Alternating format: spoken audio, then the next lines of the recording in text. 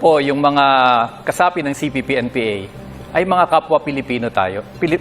Mga kapwa Pilipino katulad natin. So, tignan natin yung kapwa Pilipino na sinasabi ni Teddy Casino at kung ano yung ginagawa ng grupong yon sa kapwa nila Pilipino. This is Pinoy Extreme. Let's do this. This is Pinoy Extreme. Gahangad din ng kabutihan ng ating bayan, maaring hindi tayo sang-ayon sa paraan ng kanilang pakikipaglaban. Alam mo ba kung paano sila makipaglaban?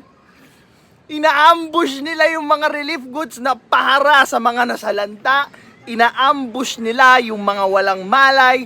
Kumukuha sila ng revolutionary tax doon sa mga taong walang-wala na. And tatawagin mo yung kapwa? Seryoso ka ba doon? Ganun mo kami gagaslightin? Kala mo ganun kami katanga? Pero kung issue at issue ang pag-uusapan, kung ugat, kung bakit sila lumalaban ng pag-uusapan, tingin ko we have more in common than we have differences. Lahat naman nahihirapan, di ba? Lahat naman may struggles. Pero hindi mo kailangan manunog ng heavy equipment, pumatay ng mga inosente, mangurakot doon sa mga walang laban, para lang iangat mo yung sarili mo doon sa kahirapan na nilalabanan mo. Hindi sagot yung pagpapahirap sa ibang tao, sa kapwa mo Pilipino, para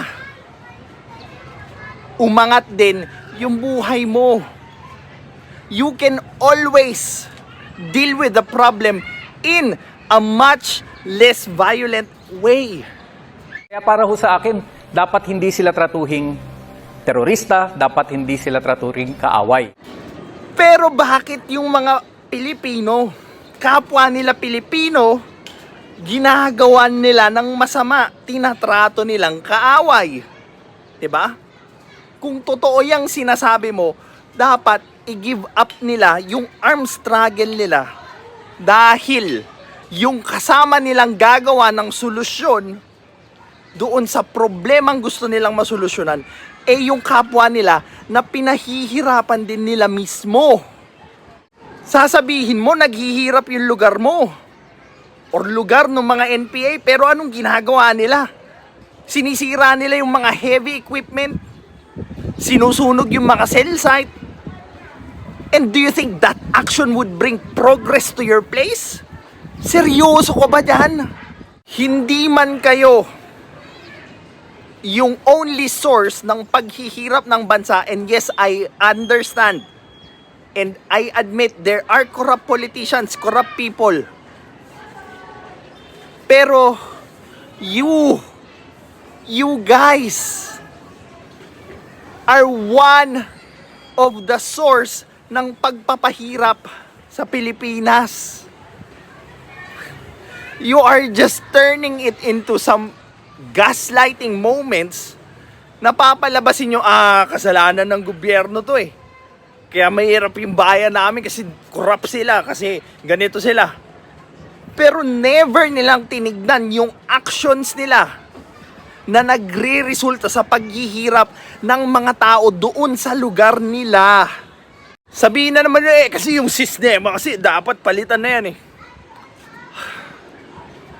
Sometimes the system is not the problem, but it's the one who is trying to do what the system is. Yes, we have an imperfect system, but it doesn't give you the right para walang yain yung ibang tao, para lang yung sistema mo or sistema nyo yung masunod.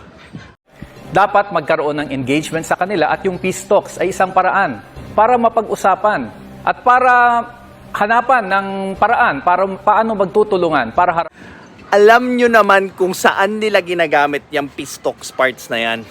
They use it para mag-rebuild nung mga nawala nilang troops, para mag-replenish nung mga nawala nilang supply, at para makapagpahinga sila sa matinding bakbakan doon sa puwersa ng ating gobyerno. Very common na yan.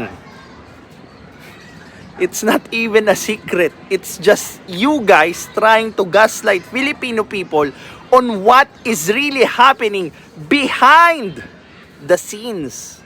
Yung usapin ng kahirapan, yung underdevelopment, yung kawalan ng hustisya, yung systematic kong human rights violations. O diba, it's still others. Yung iba lang yung gumagawa nung injustice, yung iba lang yung gumagawa nung inhumane things sa ibang tao. Pero never nilang babanggitin yung mga pinaggagawa nila katulad ng panununog, katulad ng revolutionary tax, at katulad ng pagpatay sa mga inosente. Katulad na lang nung ginawa nila doon sa football star ng FEU. Si Absalon ba yun? 'Di ba? Pucha, even ABS-CBN reported it like it was a natural death. Ganon katindi yung influence ng grupong yan. Yung pagpapaunlad ng ating ekonomiya. Tangina, paano nga uunlad yung ekonomiya nung nasa probinsya? Kinikikilan nyo, sinusunog nyo yung mga heavy equipments. Pag ayaw magbayad na revolutionary tax, so anong gagawin nila? Malamang lugi yun. Naiisip mo ba yung pinagsasasabi mo? Pagbibigay ng lupa sa ating mga magsasaka, yan din naman ang pinaglalaban nila. Bakit hindi tayo mag-usap? Bakit hindi natin pagtulungan ng mga problemang ito? Tingin mo ba maayos kayo kausap?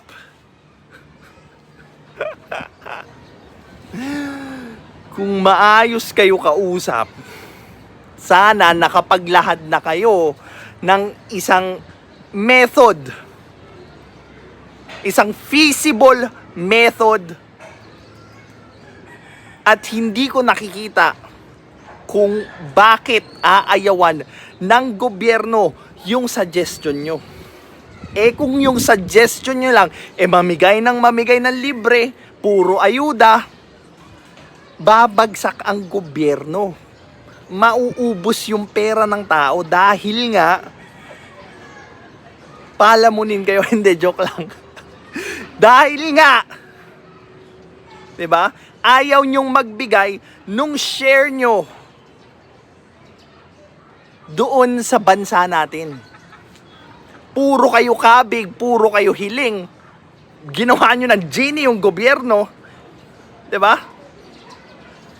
Tapos, katulad ng mga kadamay, ayaw magbayad ng upa. Kahit na napakababa na yung bayad sa monthly nila, ayaw pa rin nila bayaran kasi gusto nila libre. O anong next? Libre tubig, libre kuryente. Putang inang buhay to. Ang sarap maging mahirap. So sino? Sabi mo, sa ganong sistema, sino ang ma-encourage na galingan yung trabaho nila? Sino pa yung ma-encourage na kumita? Kung, mahirap na lang ako para libre lahat. O di ba?